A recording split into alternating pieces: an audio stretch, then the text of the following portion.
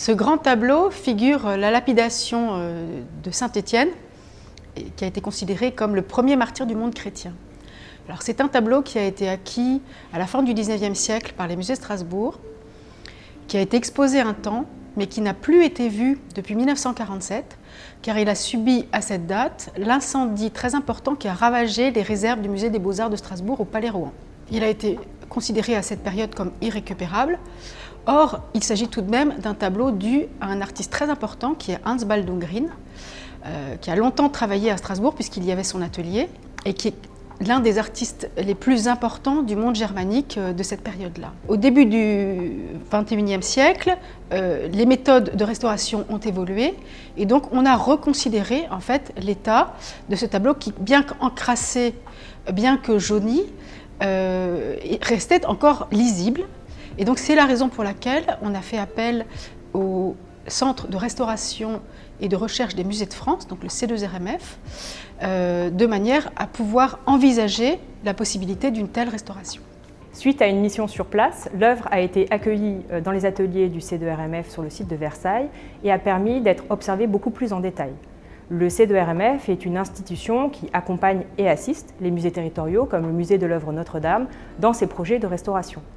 Le tableau a pu bénéficier d'analyses poussées, à la fois de l'imagerie, des prélèvements, de la radiographie et de pointées de microfluorescence X qui permettent d'analyser les pigments. Certaines imageries ont permis de voir des détails qui jusque-là étaient invisibles, comme le personnage qui est au rebord de la fenêtre. Les objectifs de la restauration étaient à la fois esthétiques, permettre de redécouvrir une couche picturale plus proche de l'original, avec une gamme chromatique plus proche des couleurs de Baldung Grien, mais aussi conservatoire, puisque l'état du support était extrêmement problématique et il fallait garantir la pérennité de l'œuvre. Lorsque le tableau est arrivé au C2RMF, il présentait de nombreuses altérations. La restauration s'est faite en 3 étapes. La première étape concernait le nettoyage et la consolidation de la couche picturale. Le nettoyage concernait le décrassage qui a été compte tenu de la grande fragilité de l'œuvre, mené en même temps que la consolidation et le refixage de la couche picturale qui a été donc réalisé par une restauratrice spécialisée en support, F. Froidevaux. La deuxième étape concernait le support bois, donc ça c'était un très grand travail important réalisé par Jonathan Graindorge, restaurateur spécialisé en support bois. Et ensuite la troisième étape, donc la réintégration chromatique qui est donc actuellement en cours.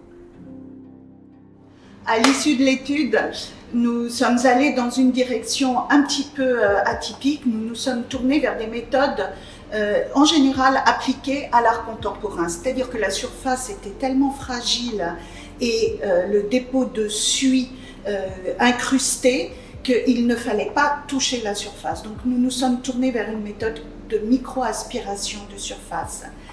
Après le refixage, une fois la couche picturale consolidée, ce sont d'autres méthodes de nettoyage tout aussi contemporaines qui ont été utilisées à base de solvants mis en gel, en émulsion.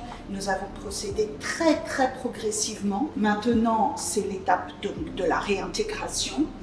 Il faut toujours en concertation, toujours progressivement et par étapes définir le seuil auquel nous nous arrêtons.